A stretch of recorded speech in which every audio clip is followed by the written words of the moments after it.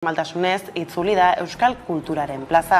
Gaur hasi eta igandera bitarte milaka lagun elkartuko dira bertan, sortzaileek aurkeztuko dituzten 930 nobedadeak ezagutzeko eta antolatu dituzten 250 kultur ekitaldiez gozatzeko besteak beste.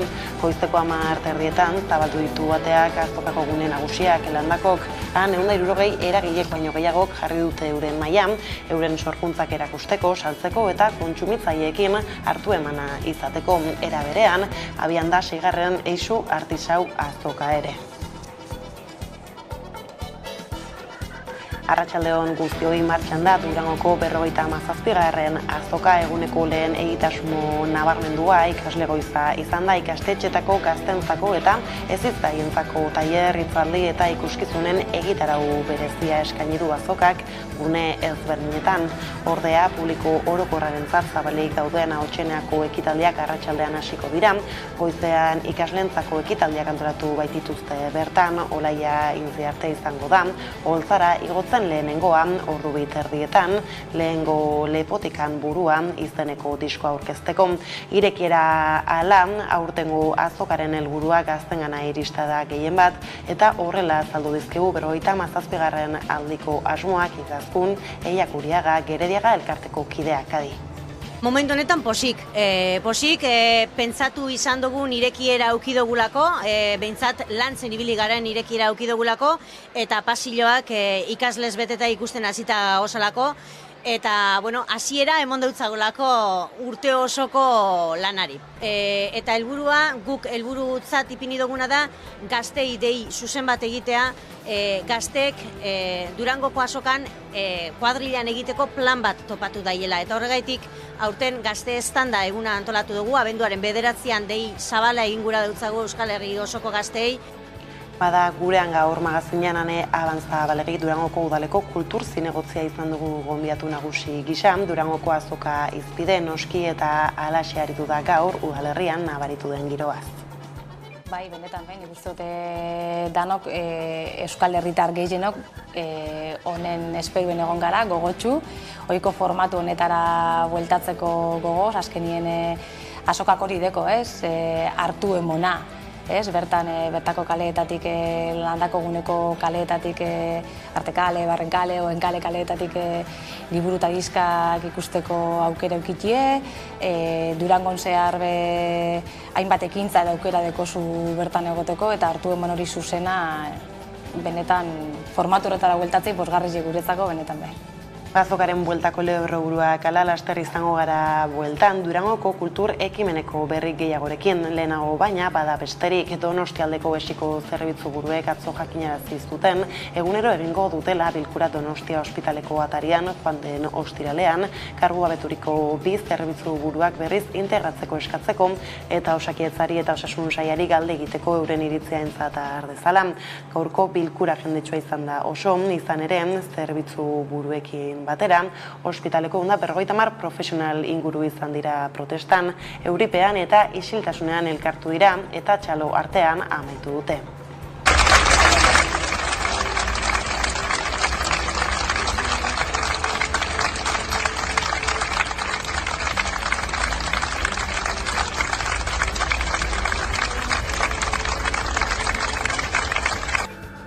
Gizarte arloko beste gai batzuei helduta berriz, hezkuntzaz Euskal Herria Bilduk uste du Araban, Bizkaian eta Gipuzkoan erdietsitako hezkuntza akordioak jauzi bat ekarri behar duela euskalduntzean, laikotasunean eta inklusioan, eta akordioan agertzen den Euskal Hezkuntza Zerbitzua oinarrizko kanpalekutzat jotzen du Euskal Hezkuntza Sistema Publiko eta burujabea lortzeko bidean. Hala adierazi du Peio Otxandiano Euskal Herria Bilduko programa zuzendariak koalizioak Bilbon egin duen hezkuntza konferentzian. Euskal Hezkuntza Zerbitzua definitzeak aukera ematen duelako, hain zuzen ere, balio publikoa zertan datzan ondo definituta, hezkuntza tradizio euskaldun ezberdinen artean indarrak batzeko. Konkretuki, aukera ireki da eskola publikoaren bulkada berdinzalea eta ikastola mugimenduaren gaitasun autoeratzailea uztartzeko. Konfluentzia hori da bidea, eredu publiko komunitarioan antolatuko litzateken sistema publiko burujabea eraikitzen hasteko. Ekonomia arlora salto eusko jaurlaritzak beste behin Europako suspertze planeko diruen banaketan eskualde irizpideak kontuan har daitezela eskatu dio Bruselari, Europako batzordeari. Suspertze eta erresilientzia tresnaren tarteko ebaluaziorako garaia baliatu du jaurlaritzak horretarako eta eskatu Espainiari dagokion planaren gehigarriak jaso ditzala irizpide horiek. Gauzak horrela, Arantxa Tapia ekonomiaren garapen sailburuak gaur adierazi du, ahalik eta lasterren izan beharko lituzketela Europako baliabideak behar dituzten inbertsio eraldatzaileak egin ahal izateko. Entzun.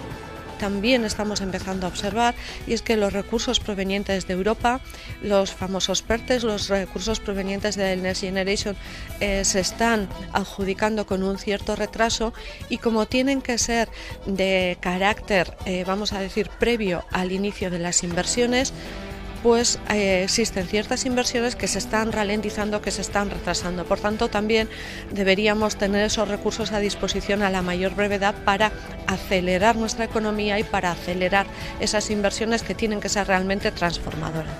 Ukrainako gerrak besteak beste hankaz gora jarri du energiaren munduan eta energia segurtasunaren inguruko kezkak ziztu bizian indartu du energia trantsizioa, nazioarteko energia agentziaren ustez.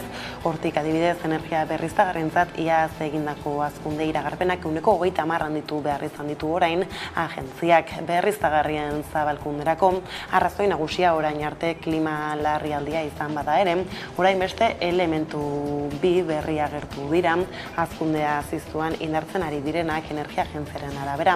Bat, energia segurtasuna da, herrialde asko ari baitira, berriztagarriak aukera gisa ikusten energia segurtasunerako, hori agerikoa delarik Europan. Hazkunderako beste pizgarri berria, energiaren prezioak dira agentziaren aburuz. Adierazi dutenez, badakite azken urteetan berriztagarrien kostuak jaitsi egin direla, baina orain horri gehitu behar zaizkio energia fosilen prezio handi eta aldakorrak gehitu dute gas eta ikatz garestiak prezioetan lehiakorrago egin dituela berriztagarriak.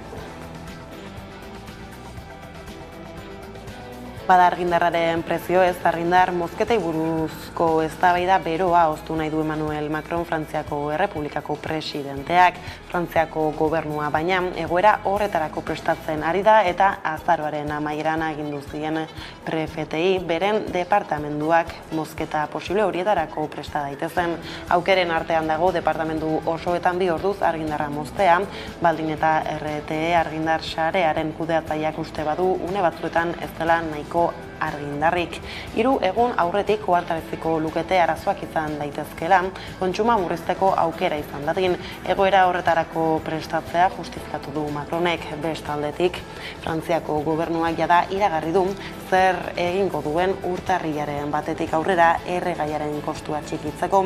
Orduan amaituko da erregaiaren deskontu orokorra eta diru sarrera apalak dituzten langileek baizik ez dute jasoko.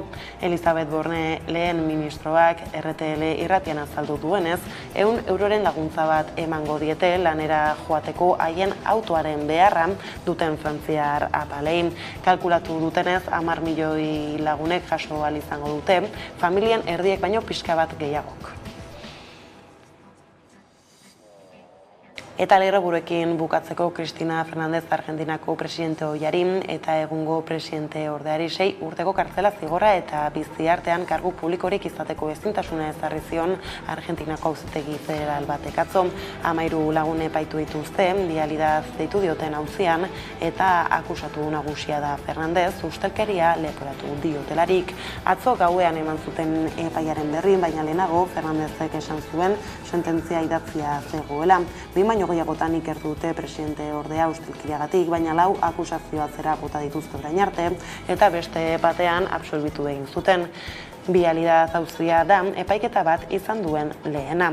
Iruzur egiteagatik epaitu eta zigortu dute eraikuntzaren sektorearekin loturiko ustelkeria kasu batengatik hain zuzen. Fiskaltzak 12 urteko kartzela zigorra eskatu zien epaiei, baita legez kontrako elkarte bat zuzendu izana leporatzea ere. Epaileek ordea iruzur delitua egotzi diote soilik Fernandezi. Presidente ordeak fusilamendu pelotoi moduan deskribatu du bere aurkako auziko epaile taldean, gainera Mauricio Macri Argentinako presidente ohia eta eskuineko alderdiak jo ditu bere aurkako epaiketaren erantzunetzat. Gauzak horrela, mobilizazio ugari egin zituzten atzo Argentinan Fernandezen aurkako epaia salatzeko. Asteazkeneko lerroburuak aipatuta, iritsi da eguneko argazkiari heltzeko unea esan dugu martxan da Durangoko 57. azoka aiara durreta. 10 herrietan ateak ireki ditu Durangoko azoka eta ikusten duzuen bezala lehertzear dago.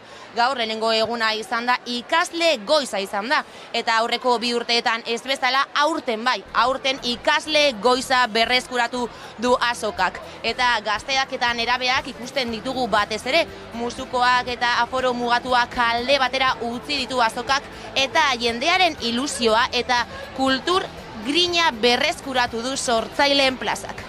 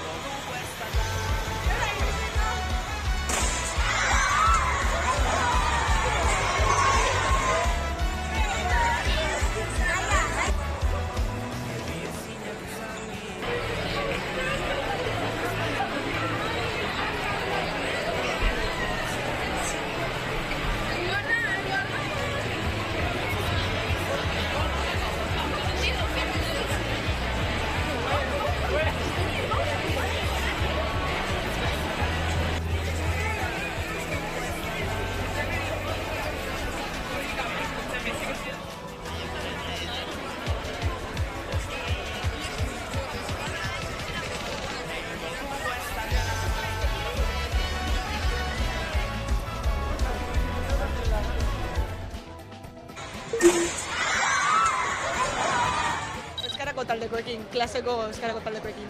Unibertsitatearekin etorri gara, entrevista batzuk egitera. Institutuarekin. Ikasleekin. Pues, bueno, ikastola guztiarekin, baina lagunekin. Eta, euskaltegiarekin etorri naiz, hori, eguna pasatzeko. Ikastetxekin etorrera. Irrotenen dizkera zinaet. Artistak ikustea eta jendiskoak erostea edo ikustea. Zuak ikusi. Zetak, Entol Sarmiento, Esti Márquez. Buelta bat eman eta zerbait ikusten badut gustatzen zaida, pues erosi. Naiz etorri erosteko asmokin, baina zerbait ola ikusten badet, bueno. Bai, nik bai, lehenengo aldia da. Guk etorri gara beti familiakin, eta hori ni lehenengo aldia da lagunekin etortzen naizela. Nirea bai. Nirea ez. Nirea ere bai. Ez lehenengo aldia izan da, baina oso polit. Bai, aurretik etorri naiz, baina hau izango litzateken lehenengo aldia, zeren txikian nintzen. Nire lehenengo aldia da. Ikastetxekin etorrera. Geroari begira, honek izango dira geroko irakurleak bintzat, entzuleak eta batedaki idazleak ero. Irekiera ala igarota esan dugu lehentxeago ere, gaur hasi eta igandera bitarte, milaka lagun elkartuko dira landako gunean, sortzaileek aurkeztuko dituzten 930 nobedadeak ezagutzeko, eta antolatu dituzten 450 kultur ekitaldiez gozatzeko besteak beste. Aira Horretak azalduko digu jarraian, zerekin topatu gaitezkeen Durangoko azokan. Estanda hasi da, 57. Durangoko azoka bueltan da, eta abenduaren 7-tik 11 bitartean ospatuko da. Pandemia aurreko itxura berreskuratuko du azokak 2 urteren ostean. Erronka handia du Sortzaileen plazak, musikaren euskarri fizikoak eragindako krisiari eta prezioen igoerak eragindako ziurgabetasun egoerari erantzun beharko baitio Durangoko azokak eta 930 nobedadekin ateak ireki ditu azokak. Gainera, 5 gune izango ditu aurreko edizioetan bezala. Sugar, ganbara, eszenatokia, ahotzenea, irudimena eta kabia. Eta guzti horiek indar betean itzuliko dira. 250 ekitaldietako programazioarekin itzuliko baitira gune horiek Gerediaga elkarteak antolatuta. Izan ere, azoka saltoki bat baino gehiago bada. Kultur Sortzaileen plaza da. Kultur estanda da azoka. Euskal kulturaren plaza bueltan da betiko formatuan.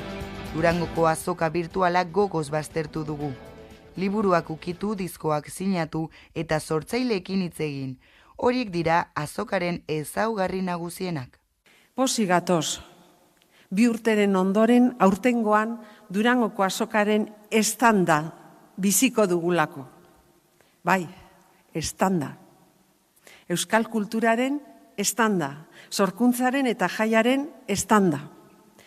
Durango osotik eta Euskal Herri osora zabalduko den estanda. Abenduaren 7an lehertu eta 11 arte iraungo duen estanda. Aurten 57. edizioa ospatzen da eta pandemia aurreko datuetara itzuliko da. Izan ere 258 erakusmai daude. Gainera 953 nobedade aurkeztuko dira egun hauetan, gehienak liburuak, 700 hain zuzen ere. Berritasun artean, aipagarriena da espazioaren antolaketa. Edizio honetan musikak bere esparru propioa izango du. Musika plaza bertako estandetan QR kodeak izango dira. Bizitariek diskuen karatulaz gain, lan horren abestiak entzuna ahal izango dute. Bizkat, bai musikak, bai kulturak, orokorrean sortarazten digun sensazio hori, imaginazioarena, inglesez deitzen den mind-blowing hori, pelikula bat ikusten duzunean edo. Gainera, 5 egun hauetan, etenik gabeko zuzenekoa eskainiko du Amaikak Durangoko azoka egunetan eta mundu zabalean jarraitzeko aukera izango da Smart TV-ko aplikazioari, webguneko zuzenekoari eta lurreko telebista digitaleko seinaleari esker. Gaueko prime timean kontzertu esanguratsuenak eskainiko ditu Amaikak eta talde ezagunen emanaldiak berreskuratuko dira gaueko prime timean. Eta nola ez Euskal Kulturaren plaza 24 orduz jarraitzeko aukera izango duzue Amaika telebistan ere, etenik gabeko zuzeneko eskainiko dugu hilaren 11 bitarte, Aia Deurretak azalduko dizue. Kultur estanda Amaika telebistarekin batera bizitzeko aukera izango duzue, etenik gabeko zuzenekoa eskainiko du Amaika telebistak Durangoko azokako egunetan, eta mundu zabalean jarraitzeko aukera izango duzue Smart TV-ko aplikazioari, webuneko zuzenekoari eta lurreko telebistako seinale digitalari esker. Beraz, ausarta bazara badakizu estanda egin Amaika telebistarekin. Kultura aktualitatea, elkarrizketak, ahotseneako zuzenekoak eta askoz gehiago Amaika telebistan. Beraz, Amaika piztu.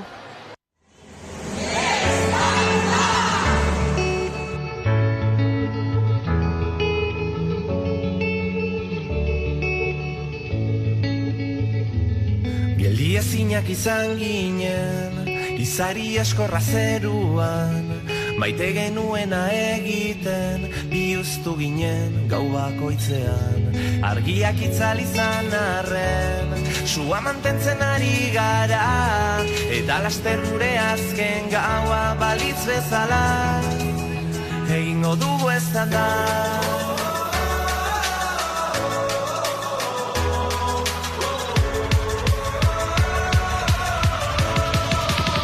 Egingo dugu estanda.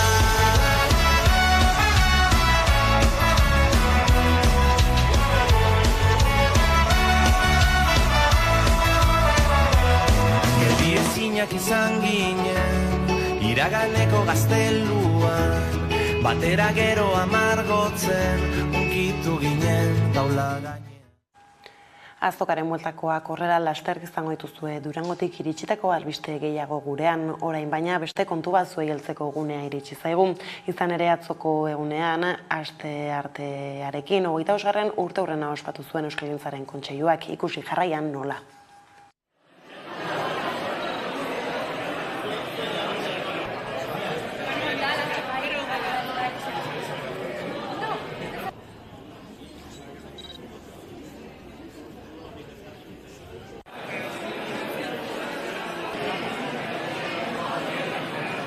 Hizkuntzaren alde egitea da, ados jartzea.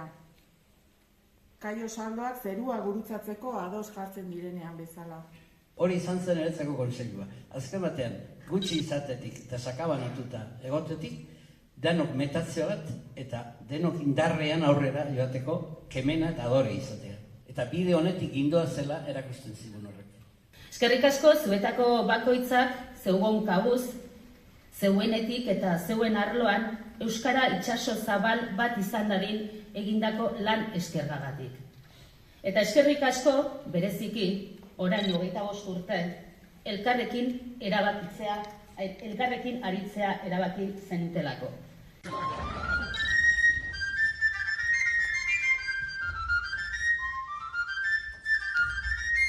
Gurasoelariak alabearrarena norbere gorputzarena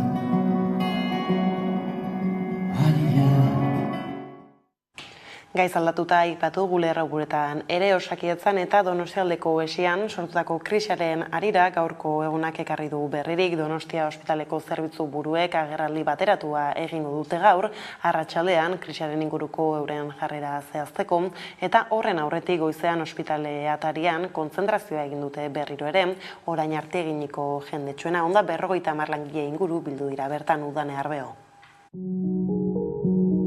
Ez da baretu Donostialdeko erakunde sanitarioan piztutako krisia. Hirugarren zerbitzu buruek euren protestei eutsi diete. Goizeko lehen orduan elkarretaratze egin dute Donostiako ospitale atarian. Osakidetza kargugabetu dituen erietxeko arduradunak berriz arditzatela eskatzeko. Itziar Perez Donostialdeko esiko kudeatzailea eta Idoia Gurrutxaga zuzendari medikoa dira kargugabetuak. Kargugabetze horien ondorioz zuzendaritza taldeia osoak dimisioa eman zuen. Horren aurrean Gotzone Sagardi osasun sailburuak agerraldia egin zuen joan den ostiralean esiko zuzendaritza taldea ordezkatzera eramazuten arrazoiak azaltzeko. Erakunde bakoitzak eginkizun zehatz bat du, eta guztien artean jarduketa koordinatua eta solidarioa antolatu behar da. Zuzendaritza taldeen ardura itun hori eraginkor egitea da. Donostialdea esiaren kasuan, partekatzeko zailtasunak direla eta izan diren hainbat gertakarik horrela eskatuta pertsonen aldatzea behar zuen izan. Osasun sailaren erabaki horrek esiko zerbitzu buruen aurrez aurreko gaitzespena ekarri du. Izan ere joan den ostiraletik ari dira Donostia ospitaleko atarian kontzentratzen, asteazken honetan egin duten bezala, eta azken hau izan da elkarretaratze guztien artean jendetsuena. Egoera lehertu zenetik egin den 3. bilkura izan da, eta zerbitzu buruez gain langile asko ere batu dira, erizainak eta hainbat gaixo ere bai. Ospitaleko 150 profesional inguru izan dira protestan. Sakoneko aldaketak behar direla azpimarratu eta egoera bideratzeko eskatu dute zerbitzu buruek, kargugabetzen ondoren izendapen berriek ez dutelako egoera batere konponduko. Testuinguru horretan azken orduetan Eusko Jaurlaritzak elkarrizketarako deia egin du. Elkarrizketa egitarekin badatu zerbitzu buruak, baina esan dute momentu honetan ezin dela hori modu pribatuan egin, Jaurlaritzak egin nahi duen bezala, zubi guztiak hautsi dituelako osasun sailak. Dena dela zehaztu dutenez, oraingoz ez dute Eusko Jaurlaritzaren edota Osakidetzako zuzendaritzaren deiri jaso. Bitartean goizero bilduko dira ordu berean auzia konpondu arte. Gaur arratsaldean bestalde esiko zerbitzu buruek azalpen guztiak emango dituzte. Gipuzkoako sendagileen elkargoaren egoitza nagusian egingo dute agerraldia Donostian eta han emango dute Donostialdeko ezin izandako gertakari buruzko balorazioa. Ordea gizartaren erronka nagusien artean dugu pertsonen zaintza testuinguru horretan Oiartzungo udalak zaintzadi proiektu pilotua jarri du martxan, bakarade ez aukeratuari aurre egiteko xedearekin udaleko ongizate zinegozia eta zaintzadi proiektuko dinamizatzaileak izan ditu gurekin, Adi. Gizartaren erronka nagusien artean dugu pertsonen zaintzarena eta testuinguru honetan Oiartzungo udalak zaintzadi proiektu pilotua martxan jarri du bakardade ez hautatuari aurre egin asmoz. Legislatura hontako proiektu garrantzitsuetako bat zen zaintzari buelta bat ematia, bai? Hasi ginen zaintzan inguruan hausnartzen, eredu berriak bilatzen, herrian aldetik bazeon kezka bat, udalan aldetik bai, eta ordun bilaka hasi ginen zer nahi genuen, ez? Nola sortu genezaken herria ondo zaindua eoteko sisteman bat, bai? Oso garbi genuen izan behartzula elkarlan bat, herria eta udalan arteko elkarlan bat, eta saretze lan bat sortu behartzela. Hortik abiatuta iritsi ginen zaintzadi proiektura. Zaintzadi proiektua helburu diferente asko betetze ditu. Sentsibilizazio lan bat badao, ja martxan jarri dena. Diagnostiko bat osatu berri da, prebentzio lan bat badago, horre apostua egin da adintarte batean hastea erabaki zen, nunbaitetik hastearren, orduan 55 urtetik gorako jendeantzako proiektua da, 2 urteko proiektu piloto bada, printzipioz. Adina 55 izatean arrazoietako bat da prebentzio hortan laniteko aukera eukitzea, bai?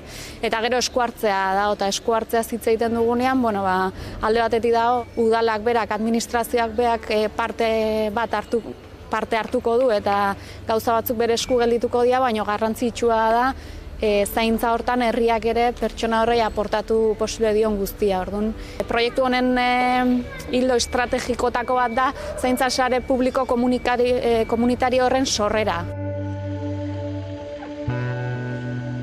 Gizarte asko aldatu da eta gizartean aldaketa hauek dela biztanleriaren zahartzea, piramidea inbertitu inda, emakumearen laneratzea, geroz eta joera individualistagoa ditugu, eta horrek azkenean ekarri du zaintzan krisi batian egotia.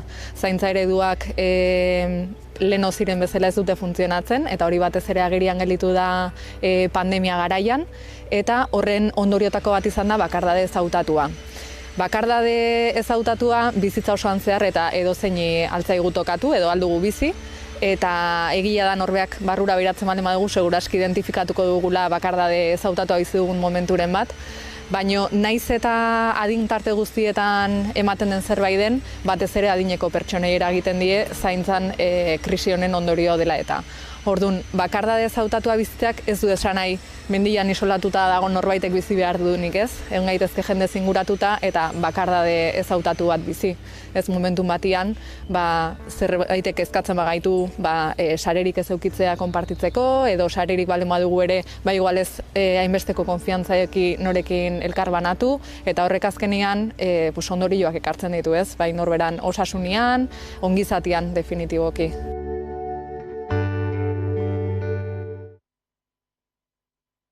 Eta albistegiarekin bukatu baino lehen, ingurumenarekin lotuta, Europako Parlamentuak akordioa lortu du aste honetan Europar Batasuneko gobernuekin deforestaziorik gabeko produktuen lege berri baten inguruan, besteak beste kafeari, kakaoari eta palma olioari eragiten diena. Baso soiltzea basoak suntsitzea da, lurra beste erabilera batzuetara bideratzeko. Arazo global bilakatu denean, Europar Batasunak arazo hori konpondu nahi du ingurumen kalteei eta klimaldaketari aurre egiteko. Basoen deforestazioa eta degradazioa giza jardueren ondorio dira batez ere. Industria nekazaritza kasurako, munduko baso soiltzaren 50% eragiten du gutxienez, bereziki olio, palma eta soja ekoizteko. Datu horiek aintzat hartuta Europar Batasunak erabaki du betoa jartzea deforestazioa eragiten duten kafe, kakao edo palma olioaren salmentei. Eta 2020ko abenduaren 31 geroztik merkaturatutako ekoizpenek inolako baso degradaziorik eragin ez dutela egiaztatzera eta behar bezalako arretaren deklarazioa egitera behartuko ditu enpresak. Legeak jasotzen du herrialde edo merkantziarik ez dela debekatuko, baina enpresak ezingo dituztela beren produktuak Europan saldu baldintza horiek betetzen direla ziurtatzen ez badute. Eta horrez gain, ekoizpen herrialdeko legeria egokia betetzen dela egiaztatu beharko dute. Giza eskubidei eta eraginako herri indigenekiko errespetuari buruzkoa barne. Era horretara lege berriak kontsumitzei europarrei bermatuko die erosten dituzten produktuek ez dutela laguntzen basoak suntsitzen eta degradatzen. Eta horrela Europar Batasunak murriztu egingo luke klima aldaketari eta mundu mailako biodibertsitatearen galerari egiten dion ekarpena.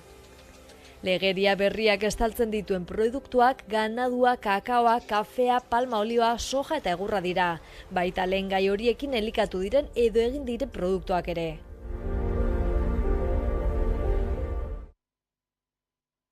Eta honekin iritsi gara albistegiaren bukaerara, gaurkoan Ane Abantzabalegi Durangoko udaleko zinegotzari eguerdien eginiko elkarrizketa berreskuratuta agurtuko zaituztegun.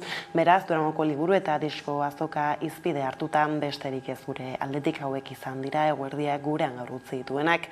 Guztiak eta gehiago nahi duzuen aldiro 11.eusatarian ondizan eta bihar arte. Durangoko azoka zuzenean 11an azaroaren 7tik 11ara. Hautsenearen disko aurkezpen kontzertuak, azoka telebista saioa, gurean gaur berezia, azoka 24 orduz. Jarraitu telebistan zein sare sozialetan.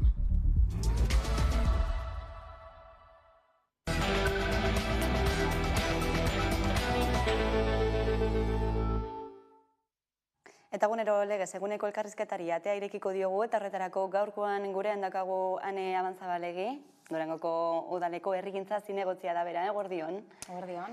Durangoko azoka bueltan da dagoeneko, kultura estanda etorri da berriro ere gurera eta garrantzitsuena, ez da, ohiko formatuan izango dela aurtengoa.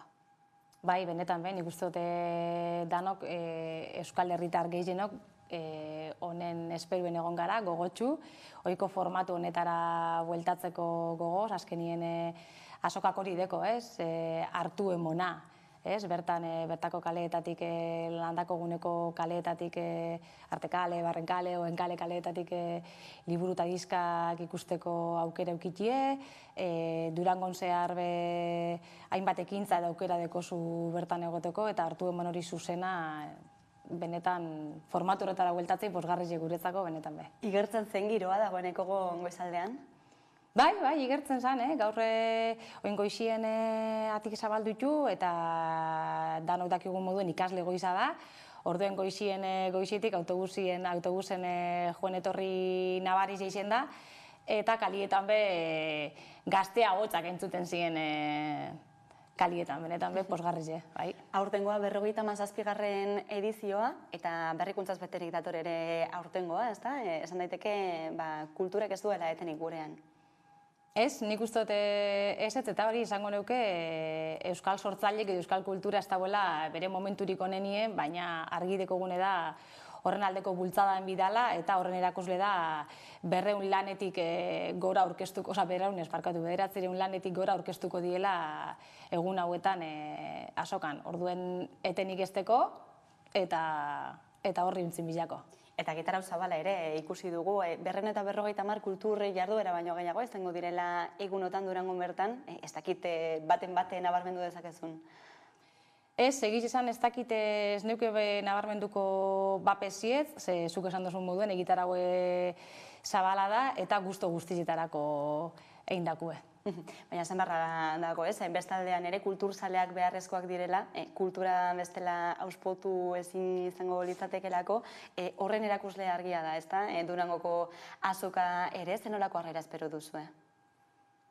Ona, nik esango neke ona lehen esan duten moduen, jenti gogotsu dau, orduen ikuste dut Durango egun hauetan jendez lepo egongo dela. Eta besteak beste plateruena ere izango da, ez? Bertan izango dira ekimenak, martxoaren 3 berriro ere berrabiatuko da proiektua, ez? Zenolakoa izan da plateruena berrekiteko prozesu hori? Luzea, ez? Nik uste dut plateruenaren itxierak 2008an itxi zanien Euskal Herri mailan utxune nabaria sortu ebala, eta zelan ez guri be Durangarroi utxune hori oso eraginkorra injaku. Orduen, 2008an udalaren esku izetera pasau zanien, makinaria guztizen martxan ipini gendun, eta orduen zelan zabaldu erabakitzeko lehenengo eta behin diagnostiko bat burutu gendun, eta diagnostiko horretan 3 helburu agertu ziren, ez? Bata euskalduntzea, Durangarren euskalduntzeko plaza bat izan barzala, gero kultureragileentzako leku bat, eta baita euskal sortzaileentzako plaza bat izan barzala.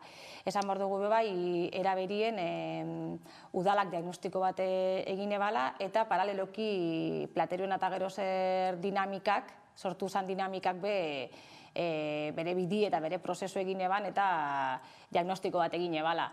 Esan behar dugu, helburuek beretsuek izen ziena, bai batanak eta bai bestienak, eta hortik abiatuta erabaki gendun zelan zabaldu edo ze formatutan izen, ez? Eta hor hartu gendun erabakitze publikotasunaren aldeko eiti, ez? Askotan esan dugu osasungintza publiko eta duin bat gure dugule, eta gupe kultura publiko bat gure dugu eta duine izetie eta horren aldeko apostu eta lana ingo dugu.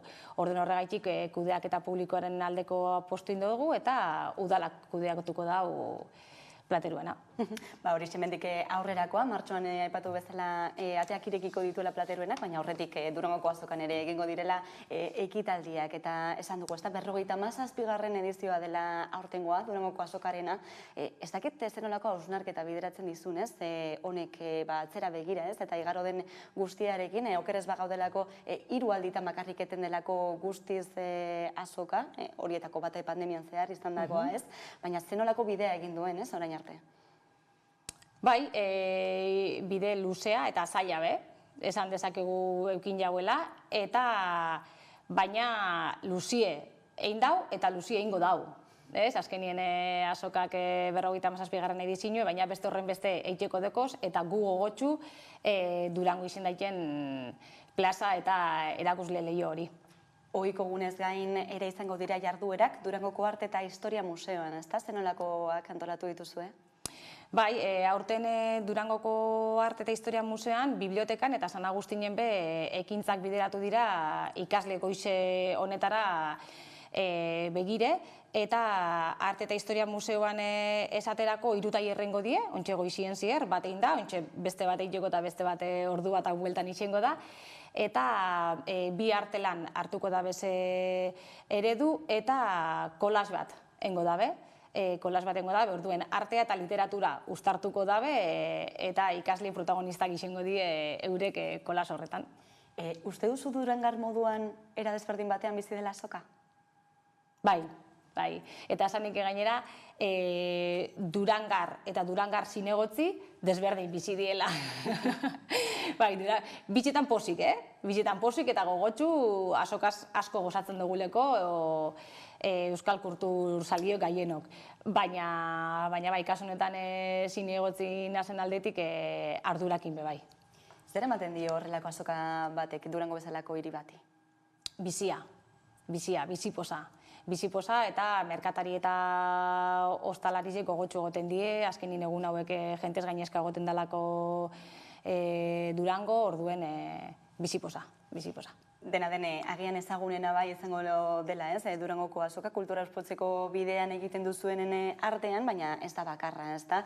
Beste adibide bat jartzearen Korreos eraikina, ez? Zer gertatuko da, honekin kulturetxe bat egingo da, Espainiako aurrekontuetan barne bilduta dagoeneko aurrekontu hori, nola lortu da, nola aldu da onaino? H. Bilduk Madrilgo parlamentuan erakutsi da, botza dekola, akordioak lortzeko gaitasune dekola, eta H. Bilduk herritarrak eta zaurgarrienen dauzen jendi ipintzen daue jomugan, eta hor ikusi dugune da Euskal Herrireko proiektu estrategikoek dienak ipini diela puntuen, eta bertako bat da, Korreos eraikinerako lortu dugun diru laguntza hau.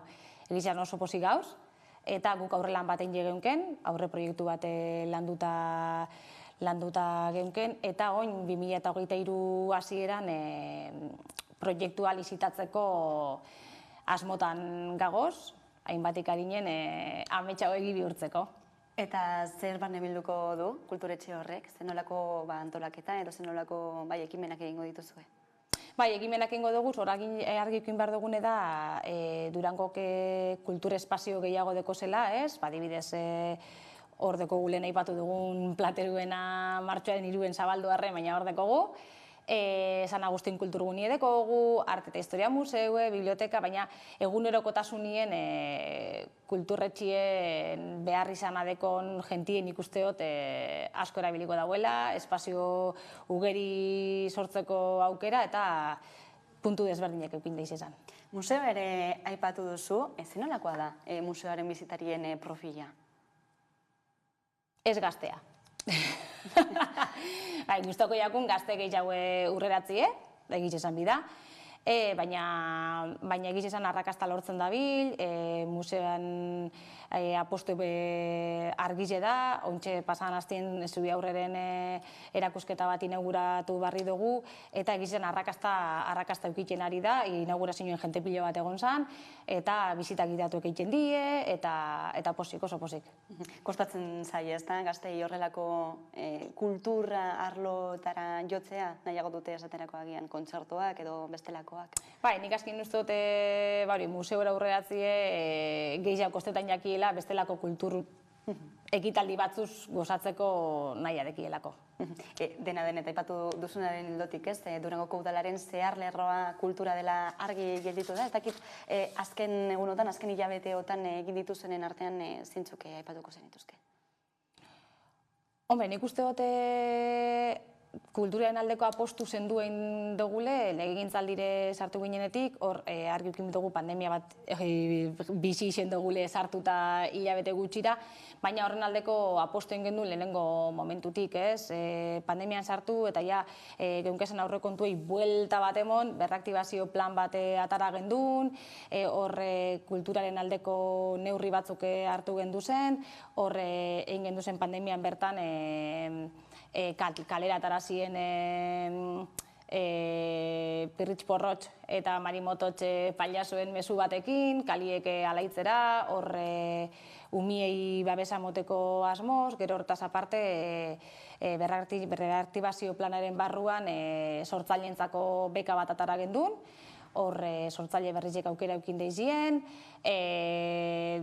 Uda Kulturaz Blai programa zein bat eukin gendun, oztopak oztopo, momenturo neurri berriak ataratzen ziren, baina eguneratu eta kulturaren aldeko ekintzak ataratzen gendu zen, jaiak behipin gendu zen tartien, orduen jaien egitaraua bere osotasunen ezin zan ezein, kulturaro programa atara gendun, orduen horbe kulturaren aldeko ekintzak gendu zen, gerora dantzaro programa badekogu, dantzaro hilabetien behin dantza egiteko plaza bat dekogu, eta beste egitasmo bat be azpimarratzeko plazara da. Plazara Durangoko elkartiekin egiten dugun ekintza bada, elkarte bakoitzak bere aukera eukin deixen plazara ateratzeko eurek egiten da biena. Batenik gabeko kulturre sustapena argi gelditu da. Azken egunotan ere, aurreko astean, hain zuzen Euskaraldiari amaiera eman zitzaion, nolakoa da Durangon Euskararen aldetik, ez? Nolakoa da argazkia? Hombre, nik uste dute euskeran argazkia zoritxarrez, ez da lagona orokorrien Euskal Herri guztien, esan eginkena da Euskara dakitenen kopurua igo egindala, baina erabilera honino ez da horren beste igo. Gehiago igo barko litzeke, hori argi dau, eta nik uste dut horretan administrazioen udaletan gauzen hori toketan jakule horri bultzada bat emotie. Beste gai batzuei helduta ere, transizio energetikoa ere hortxe dagoelako, ez da, hainbat erronka planteatzen dituena, eta Durangoko udalak 1100 plaka fotovoltaiko jartzeko proiektua aurkeztu berri duelako, ez da? Zertan datza? Bai, datozen egunetan lizitatuko da proiektu hau, zuk esan dozu moduen, 1100 plaka fotovoltaiko ipiniko duguz, euretariko batzuk zahar berritzen gauzen eskurdi jaialai frontoian joango die, beste batzuk landako eskola publikoan, eta beste batzuk gehienak, egiz esan be, landako bi polikiroldegian. Orain arte, ez dakite dagoeneko martxan dauden plaka fotovoltaikoren bat Durangon? Ez, momentuz ez da egon, eta horren aldeko apostu ingo dugu, eta ez da geratuko hor, ez? Horre ontxe horrek urtengo die, baina datorren urtera begira lezan, edo gaur, ospatzen, Durangoko asoka ospatzen da landako gune horretan be plakak ipiniko dugu, eta horren aldeko apostu ingo dugu. Eta energia hori, zertara bideratuko litzateke? Gehiena guniek berak asetzeko eta soberakin egongo balitze sarera bideratuko litzeke. Autokontsumoaren hildo horretatik, ez? Bai. Eta energia zari garela, argi dago, ez? Energiaren prezioak beste eztabaida bat sortu duela azken aldian, Gabonak hemen ere baditugu iaia gainean, eta horixe da zer egin ez Gabonetako argiekin. Durangon zer erabaki duzue horren gainean? Gabonetako argizek badeko guz, piztute dauz, dagoeneko, baina zuk esan dozu moduen danok hartu behar duguz neurrizek eta Durangon be neurrizek hartu duguz eta 25% gutxituko da. Eta lehen adibidez, goizaldeko 3etan amatatzen bazien argizek, aurten ordu batetan amatauko die. Murriztapen txikitxo batzuk egin da, ezta? Bai, hori da. Bestalde baita ere, Durangoko udalak neurgailu propio bat jarri du, herriko airearen kalitatea neurtzeko. Zergaitik egin da autu hori? Hombre, Durangon beti egon da airean kalitatearen inguruko kezka eta ezin egona. Aurreko legegintzaldian eta jaurlaritza eta aurreko legegintzaldian gobernuan zeudenak eta bai jaurlaritzak ez utzien emoten beharrezko edo beharrezko garrantzerik eta dena ondo zegoela esaten eben, ez? Gu gobernura heldu ginenean lehenengo ikerketa egin zen eta bentzeno piko altuak nabaritu ziren bertan. Jaurlaritzak be ikerketa egin eban eta hori holantzala emo eben emaitzek. Hori holan izien da, guk neurriak hartzeko eskatu izien dut zau jaurlaritzari behin da berriz, baina ez eskoa jaso izien dugu. Orduen guk uste dugu herritarrok eskubideko gule, protokoloak behar dugu zela olako kasuetan, eta hori dela eta lehenengo neurgailu ipini dugu eusko jaurlaritzarenan onduen. Orduen hortik ikusiko dugu zer nolako neurria jasotzen ditugun, eta hori horrela izan da elitzeke bakarra izango, sare bat ahalbidetuko geunke eta neurri gehiago emaitza gehiago jaso eta behar besteko protokoloak egin behar badira, guk geuk egin jaurlaritzak ez badozkuz egin. Inflazioaren eraginez, etorri da baita ere azken urteko erosa ahalmenaren galera edo prezioen igoera eta herritarren kezka handienara bihurtu da horixe, ez? Ez dakit Durangoko udaletik neurririk hartu den ildo horretan.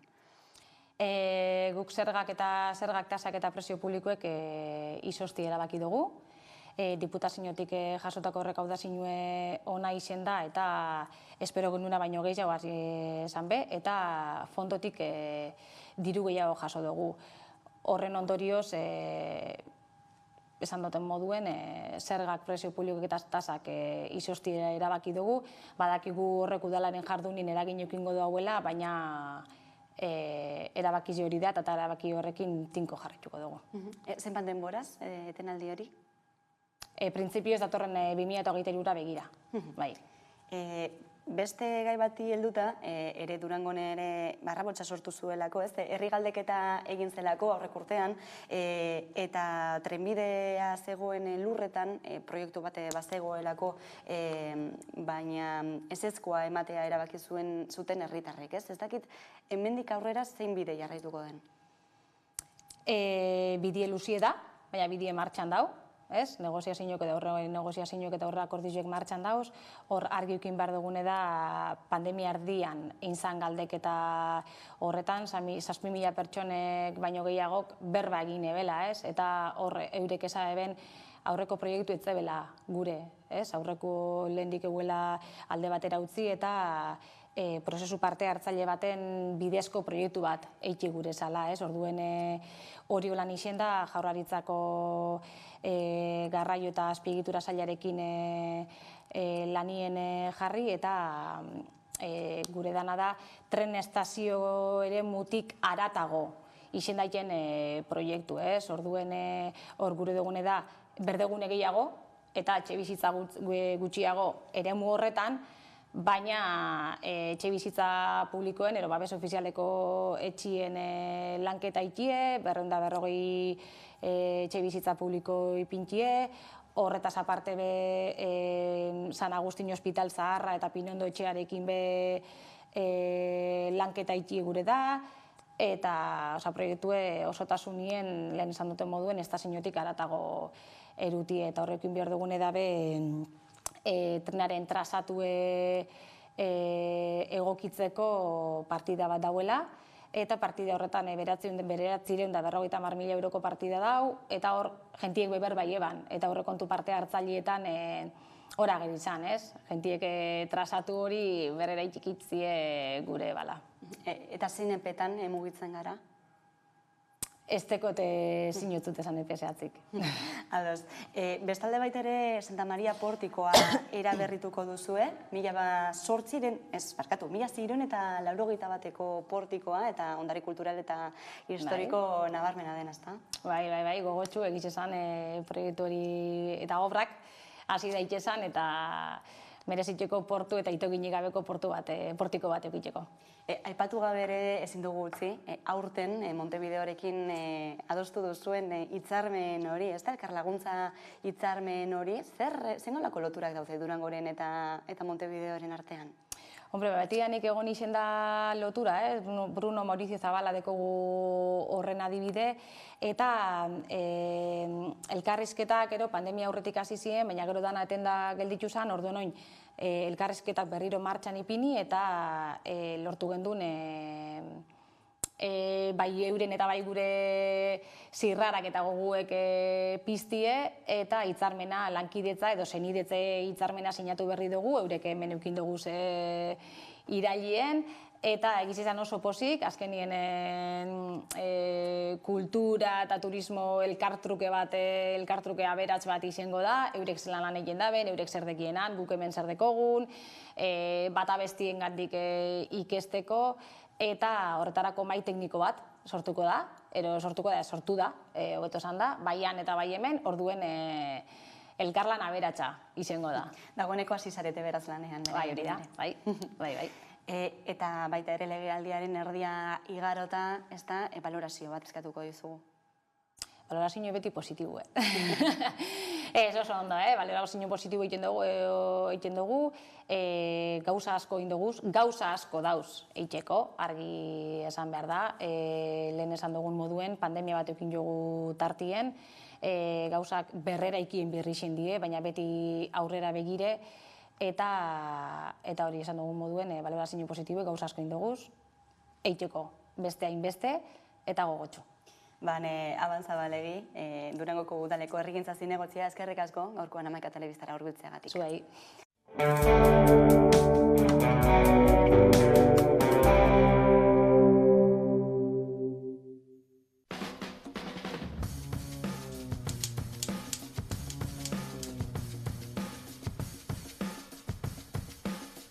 Zango dut negu gorriak. Niretzako horra zizen guztia, gaina gogoratzen dut txikita Manuela kasete bat, Txirri Mirri eta Txiribitonen kasete bat erabiltzen duen gainean, diskak musika grabatzeko. Ondoren etorri zen Beach Boys, Surfing USA diska, eta gero ja neguren gure jarrera, eta ja hortik aurrera rockarekin sartu nintzen erabat. Duten askatuko rapioa iruditzen zait kriston diskazoa. Bai, erritmo aldetik, soinu aldetik, gaina abestiak dira oso bereziak, eta uste dut Euskal Herrian egin den diskorik onendetakoa dela. Esango dut Ruperren zaindun maite duzun hori. Horrekin uste dut guztia esan da dagoela. Lisabok badu Animalia lotzatuen putzua diskoan, bigarren abestiaren hasieran, esaten du norberak badu bere aria korapio hontan. Eta, gustatzen zait pilo bat. Nola dagoen sartuta, non, eta gainera hasiera da. Brutala. Asko daude, baina nik esango nuke bateria aldetik esango dut John Theodore. Ibili da Mars Volta taldean, orain Queens of Stone Age taldearekin dabil, eta tipo oso elegantea jotzen, abestiak oso ondo biribiltzen ditu, eta asko gustatzen zait gainera eskerreko hankan ora eramaten duen Charlesarekin, eta erreferentea niretzako. Normalean, CD-a erosi dut beti, CD-a orain viniloa igual gehiago, baina entzun azkenean digitalean. Así que, horre dira nire entzuteko modua. Esango dut Gasteizko gaztetxea. Referentea, beharrezkoa eta batez ere gu bezalako taldeentzat. Así que jarri bezala. Gasteizko Geldorado aretoa. Ez dakit zer den, baina kontzertuek badute zerbait oso berezia eta ez dakit zer den soinua, giroa edo oso leku berezia eta referentea baita ere rockarentzat. Justo, konkretuki, Geldoradon, 2009an uste dut izan zela Modern Superior taldeak eman zuen kontzertua, izan zela itzela